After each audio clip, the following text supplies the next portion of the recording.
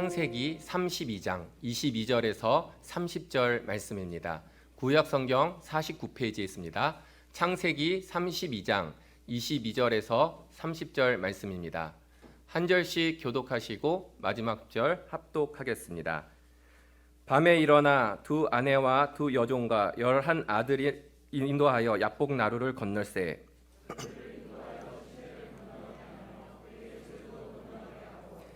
야곱은 홀로 남았더니 어떤 사람이 날이 새도록 야곱과 씨름하다가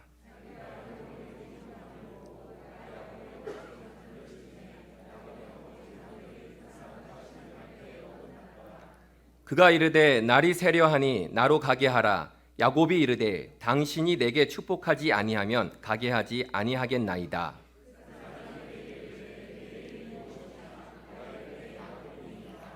그가 이르되 내 이름을 다시는 야곱이라 부를 것이 아니요 이스라엘이라 부를 것이니 이는 내가 하나님과 및 사람들과 겨루어 이겼음이니라.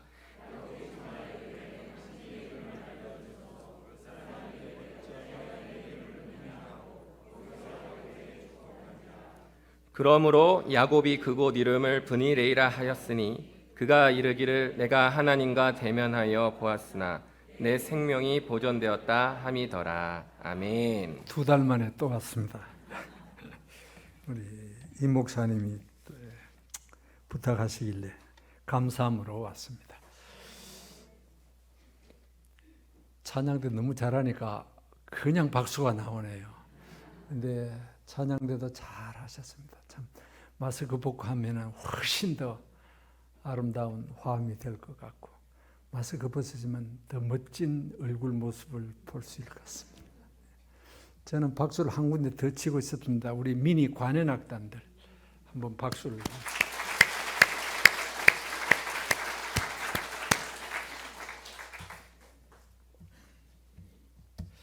야곱의 일생 가운데서 잊을 수 없는 특별한 장소가 두 곳 있습니다. 하나는 베델이요, 하나는 브니엘입니다. 베델은 그가 눈먼 아버지를 속이고 형을 속이고 축복을 가로채고 난 뒤에 외삼촌 집으로 도망가다가 하나님을 만난 곳입니다.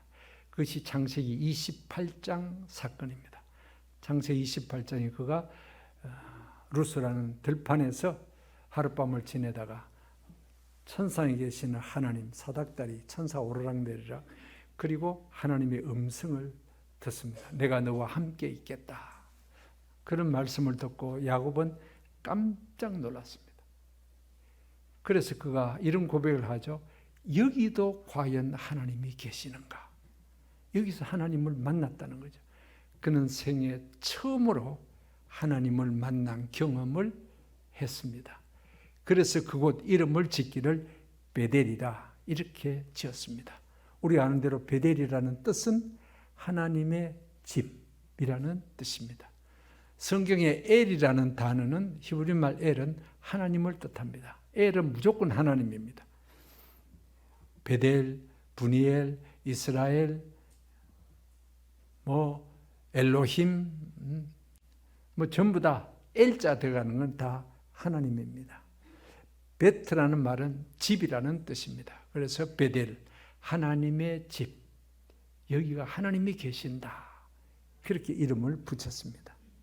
브니엘은 그가 외삼촌 집에 가서 20년 종 아닌 종살이를 하죠. 그래서 20년 종살이하고 난 뒤에 집으로 돌아갑니다. 하나님께서 야, 너 고향으로 다시 돌아가라. 그래서 다시 돌아갑니다. 그 다시 돌아가는 사건이 이제 32장 전체의 내용입니다. 그런데 20년 동안 정말 하나님께서 야곱에게 큰 복을 주셨습니다. 자기가 20년 전에 외삼촌 집으로 도망갈 때는 혼자였습니다. 지팡이 하나 듣고 이 야복강을 건너서 갔습니다. 근데 20년 만에 가족이 엄청나게 많아졌습니다. 그리고 빈털터리인 그가 수많은 우양떼, 짐승, 가축이 굉장히 많아졌습니다. 부자가 되었습니다. 그래서 하나님이 가라 해서 이제 떠나 다시 고향으로 돌아갑니다. 이 야복강을 건너면 바로 형님이 계시는 곳으로 도달하게 되는데, 야복강을 건너기 전에 그가 사람을 하나 보냅니다. 형님께. 형님이 요즘 어떻게 계시는지 한번 살펴보고 오시오. 20년 전에 내가 형님을 속이고 도망갈 때 형님의 분노가 엄청나게 컸는데 지금은 어떻게 됐는지. 그래서 이 사람이 가서 다 살펴보고 와서 돌아와서 이야기를 합니다. 내가 가서 형님을 어떻게 계시나 보니까 형님이 동생 야곱이 돌아온다는 것을 듣고 400명의 군사를 거느리고 기다리고 있다는 겁니다. 뭐 환영식이 아니라 오면은 그냥 두지 않겠다. 죽여버리겠다. 저는 이 구절을 보면서 참 무섭다. 사람이 20년 동안 그 분노의 감정을 버리지 않고 갖고 있다. 더군다나 형제간인데. 물론 야곱이 자기를 속이고 축복을 가로채고 간 것에 대한 그 억울함은 이해가 가지만은, 그 분노를 20년 동안 또 동생이 온다니까 보복하겠다고 딱 기다리고 있다. 무섭다, 사람이. 그런 생각이 듭니다. 그 소식을 듣고 야곱은 절망하게 되죠. 큰일 났다, 이제. 나는 군사가 있는 것도 아니요. 식구들, 그리고 가축대밖에 없는데 형이 400명을 거느리고 온다 그러니까 어떡할 것인가. 두려움이 가득 차게 됩니다. 그래서 야곱이 또 꾀를 냅니다. 형님에게 보낼 선물도 준비하고 가축대도 이렇게 나눕니다. 제일 앞에 가축을 치면 두 번째, 세 번째 나누고, 식구들도 앞에 누구 세우고 두 번째 누구 세우고 제일 마지막에 라헬 그 식구들을 세우고, 그러면서 다 보냅니다. 야복을 건너러 가라. 다 보냈습니다. 오늘 이제 22절부터 읽었는데 이게 앞에 32장까지 내용이고, 22절에는 이제 다 보내고 밤중에 혼자 야곱이 야복 강변에 있는 겁니다.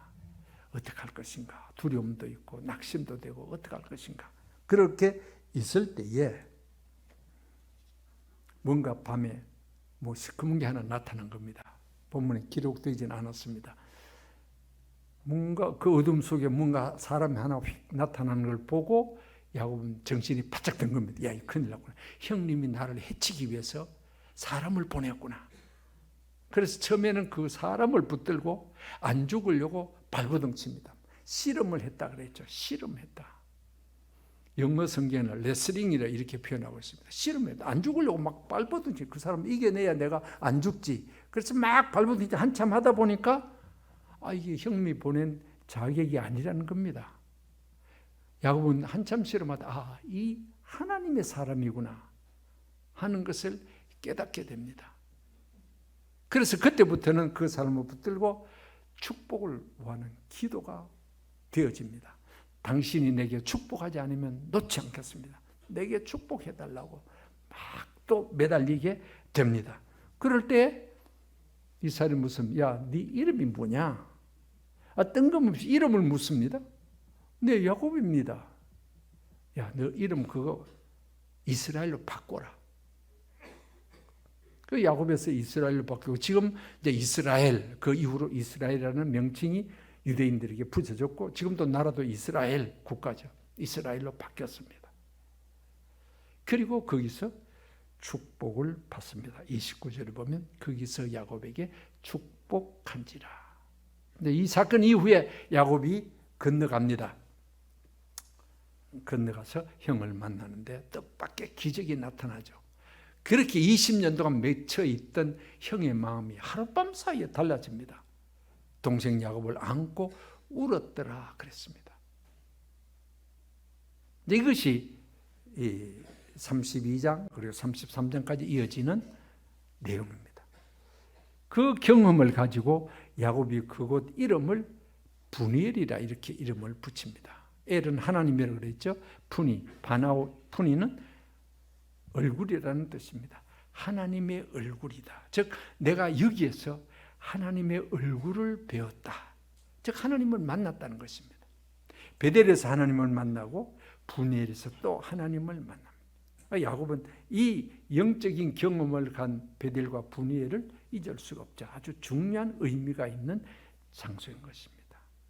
자, 오늘 특별히 이 분이엘의 경험을 통해서 오늘 우리에게 주시는 교훈을 함께 나누려고 합니다. 분이엘은 과연 야곱에게 어떤 의미가 있는 장소냐? 첫째는 분이엘은 기도의 장소, 기도의 은혜가 있었던 곳이다 하는 것입니다. 여기서 아까 말씀드린 대로 야곱은 절망감이 들어와 버렸습니다. 불안했습니다. 7절에도 그렇고 11절에도 그런 말씀이 있습니다. 20년 전에 원수를 갚겠다고 형이 기다리고 있다. 400명의 군사를 이제 다 죽었다. 그런데 해결할 길이 없는 겁니다. 문제는 어떤 위기가 닥쳤을 때 내가 해결할 힘이 있는 것 같으면 그걸 해결해 가면 됩니다. 그런데 야곱은 이 상황 속에서 해결할 길이 없습니다. 왜? 형이 건너가면 형이 400명 군사인데 자기가 이겨낼 힘이 없습니다. 20년 동안 맺혀든 형의 마음을 자기가 바꿀 수도 없습니다. 그럼 뒤돌아가면 되지 않느냐? 뒤돌아갈 수도 없습니다. 31장에 보면은 외삼촌이 라반이 자기의 재산 그리고 식구들 다 데리고 갔다고 그냥 다시는 너 내 얼굴 못 본다 하고 돌 무더기를 하나 쌓고 요 무더기를 건너오지 말라 그랬습니다. 왜? 앞으로도 가지도 못하고 뒤로 가지도 못하고 소위 진퇴양난에 빠진 것입니다. 해결할 길이 없습니다. 앞도 맡기고 뒤도 맡겼다. 열린 곳은 하늘밖에 없는 거예요. 형의 자격인 줄 알고 그냥 처음에 발버둥 치다가 형의 자격이 아닌 것을 알고 하나님의 사람이다. 하나님이 보내신 하나님의 사람이다. 매달린 겁니다. 자기에게 복을 달라고. 그래 26절은 기도가 되는 것입니다. 날이 세려하니 가게 하라. 당신이 내게 축복하지 아니하면 가게 하지 않겠습니다. 그렇게 말합니다. 그래서 분이엘은 기도의 장소입니다. 기도의 은혜가 임했던 곳이죠. 지금까지 그는 야곱 우리가 알죠. 장꾀, 잔머리 잘 굴리는 친구입니다. 권모 술수에 능했습니다. 형도 속이고 외삼촌도 속이고 눈먼 아버지도 속였습니다. 뭔가 자기가 계획하는 대로 되었어요. 축복도 가르쳤습니다. 외삼촌 집에서 부자도 되었습니다. 뭐든지 자기의 이 계획과 꾀대로 되어 왔습니다. 그런데 지금 상황은 한계의 벽에 부딪힌 것입니다. 자기의 능력으로 할 수가 없다. 마음속에 절망과 좌절이 가득 차게 됩니다. 살 길은 하나님밖에 없다. 해결할 수 있는 길은 기도밖에 없다. 그래서 당신이 내게 축복하지 않으면 놓을 수 없다. 그렇게 매달린 겁니다. 우리의 삶은 항상 우리의 영적인 현주소가 분이엘이 되어야 됩니다. 즉 기도의 삶, 기도의 은혜가 임하는 삶이 되어야 된다는 것입니다. 우리가 때로는 살아가면서 참 순풍에 돛단 듯이 뭔가 다 형통할 때가 많습니다. 가정이 평안합니다. 자식들 다 잘 됩니다. 사업이나 직장생활 괜찮습니다. 모든 것이 잘 되는 것 같아요. 교회 생활도 편안합니다. 다 룰루랄라죠. 그럼 맨날 그렇겠습니까? 우리의 삶의 경험 속에서 때로는 원치 않는, 때로는 내가 감당하기 어려운 시련도 역경도 있습니다. 어떻게 할 것인가? 마음에 자꾸 낙심이 될 때가 있습니다. 누군가 원망도 나옵니다. 마지막에 절망감에 쌓여져 버립니다. 거기에 빠져 있을 것인가? 우리의 소망과 우리의 희망이 어디 있는가? 하나님께 있다. 그 하나님의 은혜를 구해야 되는데 기도를 통해서 우리는 하나님의 은혜를 구할 수가 있다는 것입니다. 가나안 여인 알죠? 마태복음 15장에 딸이 흉악한 귀신 들렸습니다. 이래도 안 되고 저래도 안 되고 엄마의 마음입니다.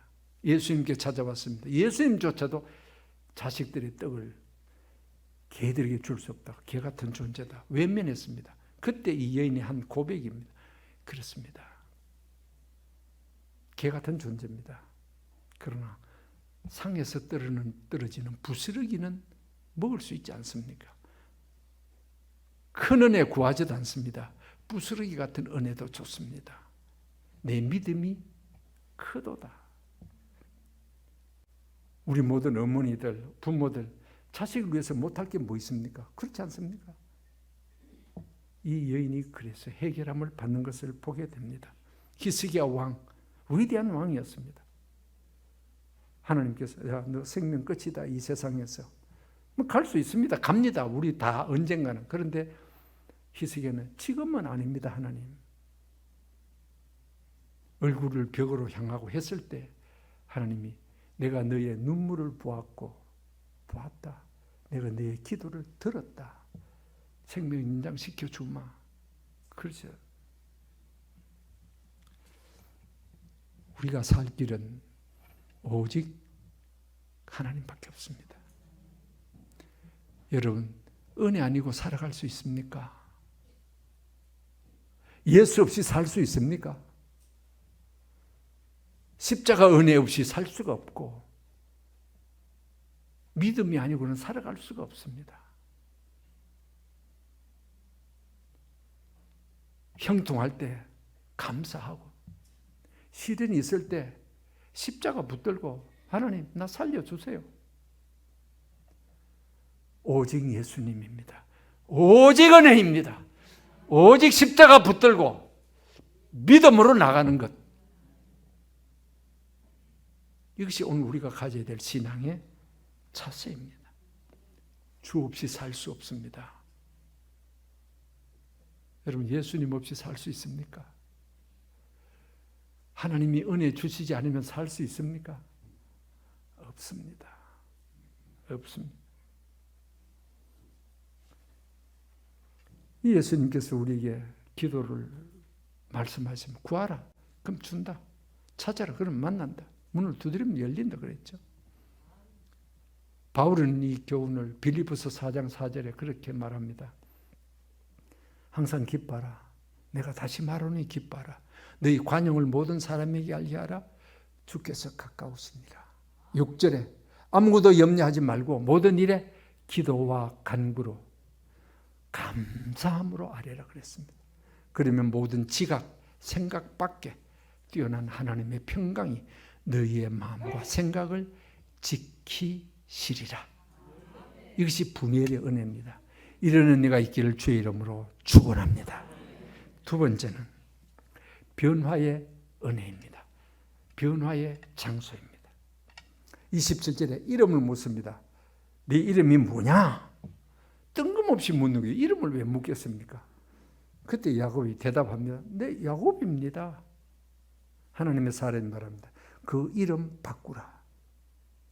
야곱이라는 이름 버리고 이제부터는 이스라엘로 바꾸라. 그럽니다. 그래서 그 이후로 이제 이스라엘이라는 이름이 되어지죠. 왜 이름을 묻고 이름을 바꾸었을까? 이름 의미가 있습니다. 우리도 그 다 이름에 뜻이 있지 않습니까? 그렇죠? 여러분 이름 속을 한번 불러보세요. 내 이름. 네, 있죠? 그 이름이 예쁘죠? 부모님이 짓거나 조부모님이 짓거나 지었을 것입니다. 좋은 이름 뜻을 담고 이런 사람이 되라. 그렇게 소원을 담고 그 이름을 줬습니다. 저는 경자가 빛경자입니다. 나릴 밑에 서울경 빛. 원자는 어떤 원자입니다. 빛을 발하는데 어뜸이 되라. 그래서 목사가 된지 모르겠어요. 복음의 빛이니까. 여러분의 이름도 그런 뜻이 있을 것입니다. 그런데 유대인들은 성경에 나오는 인물들 보면 이름에는 뜻이 꼭 포함되어 있습니다. 이름과 뜻, 그 뜻대로 그 사람의 삶이 되어지는 것을 보게 됩니다. 그래서 이름을 바꾼 경우 참 많습니다. 아브라함을 아브라함으로 바꾸시고 사레를 사라로 바꾸시고 또 사울이 바울로 되고 여기서 이제 야곱이 이스라엘이 되고 그 바뀌어지는 의미가 있는 거예요. 그럼 이 야곱에는 의미가 뭐냐? 발꿈치를 잡는다는 뜻입니다. 원뜻은 발꿈치를 잡았다. 경쟁. 태어날 때 형의 발꿈치를 잡고 태어나지 않았습니까? 그리고 야곱이라는 것은 간사함을 뜻합니다. 간사함. 왜 상징적으로 속인다는 의미가 있죠. 그럼 이스라엘은 뭡니까? 하나님과 겨루어 이겼다.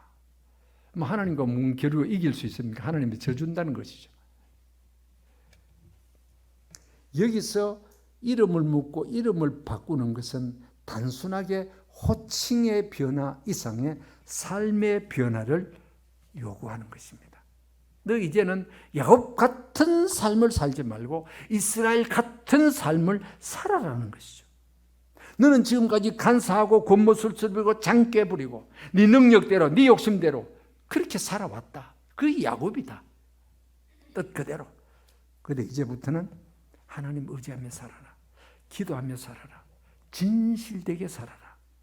그렇게 의미를 담고 이름을 바꾸게 하신 것입니다.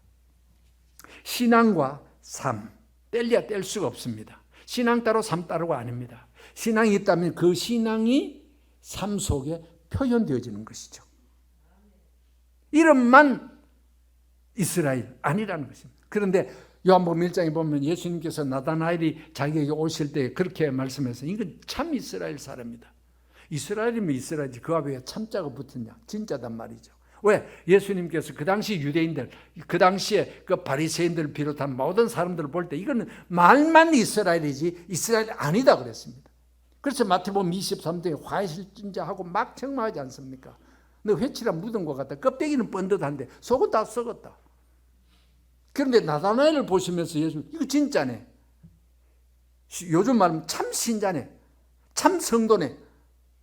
참 하나님의 자녀네. 그렇게 인정하신 것입니다. 왜? 그 속에 간사한 것이 없다. 그렇게 말씀하신 것입니다. 예수님께서. 바른 신앙이 어떤 겁니까?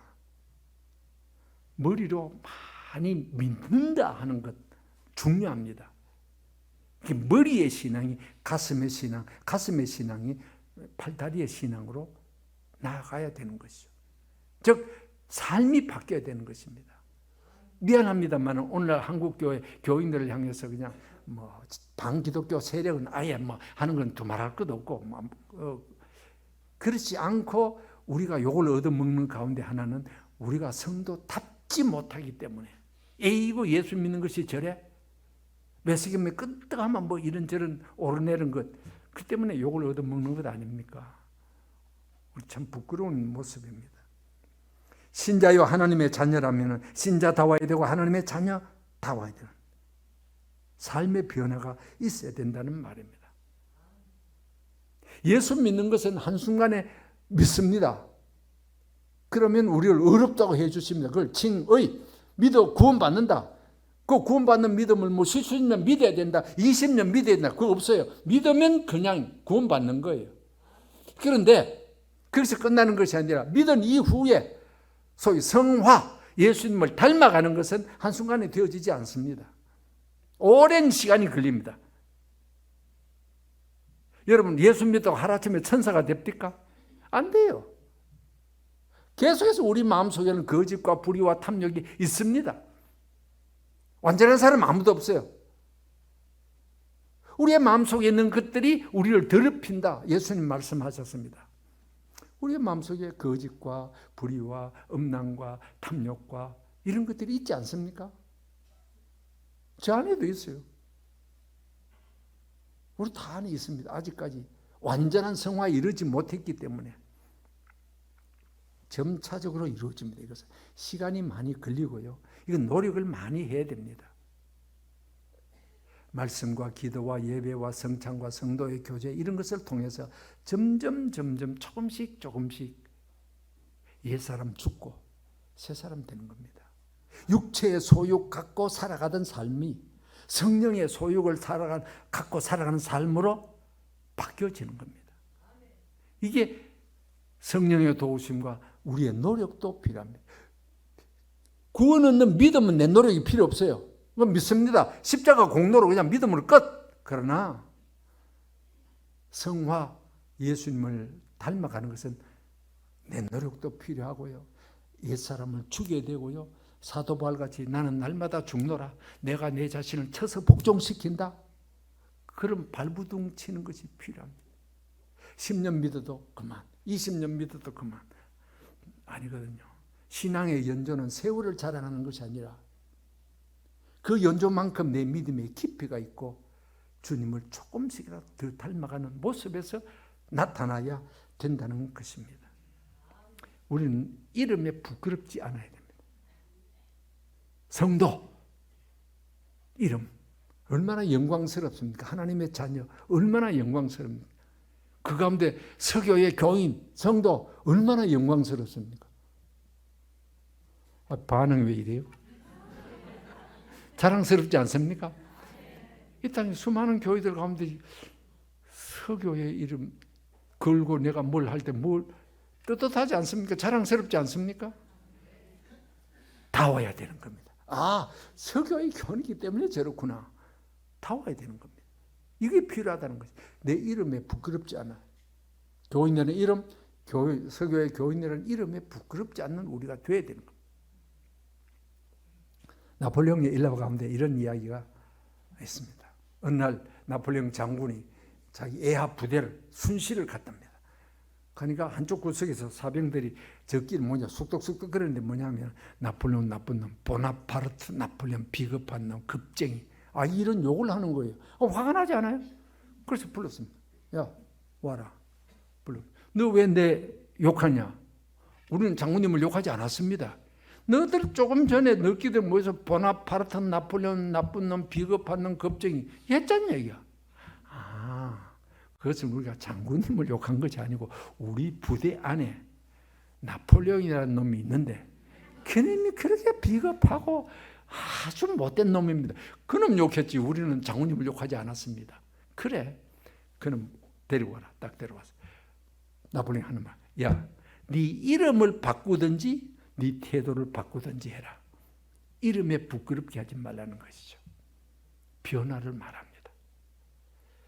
야곱이 여기서 이스라엘 바뀌었다고 해서 하루아침에 그냥 완전해지질 않았습니다. 계속 또 실수도 하기도 하고 한데 그가 죽기 전에 애굽에 그 아들 요셉 때문에 애굽에 가서 가기 전과 그 간 삶을 보면은 상당히 성화된 것을 봅니다. 욕심 없어졌어요. 양식을 근데 조금만 사오느라 그럽니다. 옛날 같으면 이만큼 사오라 그랬는데 욕심이 없고 마지막 자손들을 위해서 축복한 것을 보면 참 성화된 모습을 보게 됩니다. 점점 그렇게 가는 거죠. 변화입니다. 변화. 주님, 나를 변화시켜 주시옵소서. 주님 닮게 하여 주시옵소서. 주님의 마음을 품게 하여 주시옵소서. 이게 분회일입니다. 마지막 29절에 거기서 축복한지라 그랬습니다. 분회일은 복받은 장소입니다. 분회일은 축복받은 장소입니다. 아까 말씀드린 대로 그 축복은 형의 마음이 180도 달라진 겁니다. 야복강 이쪽에서 막 기도했는데 하나님 그 기도를 들으시고 이쪽 야복강 건너편에 있는 에서의 마음속에 역사하셨습니다. 너 동생 해치지 말라. 영접해라. 그렇기 때문에 하루아침에 달라졌지. 누가 그걸 갖다가 설득하겠습니까? 형을. 하나님이 하신 겁니다. 이것이 그에게 축복하셨습니다. 그래서 분회일은 축복의 장소입니다. 저는 여러분 성도들의 가정이 분회일이 되기를 바랍니다. 특별히 우리 서교회, 나 서교회 참 좋아합니다. 우리 이병렬 목사님 참 사랑하는 후배요. 참 제가 좋아합니다. 빨리 회복되기를 워낙 늘 기도합니다만 이 서교회가 분회일이 되기를 바랍니다. 지축의 새로 성전 분회일이 되기를 주의 이름으로 축복합니다. 하나님 아버지 감사합니다.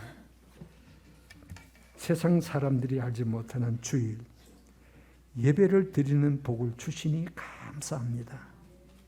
오늘 야곱이 경험했던 분회일의 은혜가 우리 모두에게 있게 하시고 이 교회가 참 분회일이 되게 하여 주시옵소서. 우리 이 목사님 빨리 회복하고 남은 사역 성전 건축과 더불어 더 힘있게 역사할 수 있게 하여 주시고 우리 모든 성도들에게 분일의 복을 주옵소서. 예수님의 이름으로 기도하옵나이다. 아멘.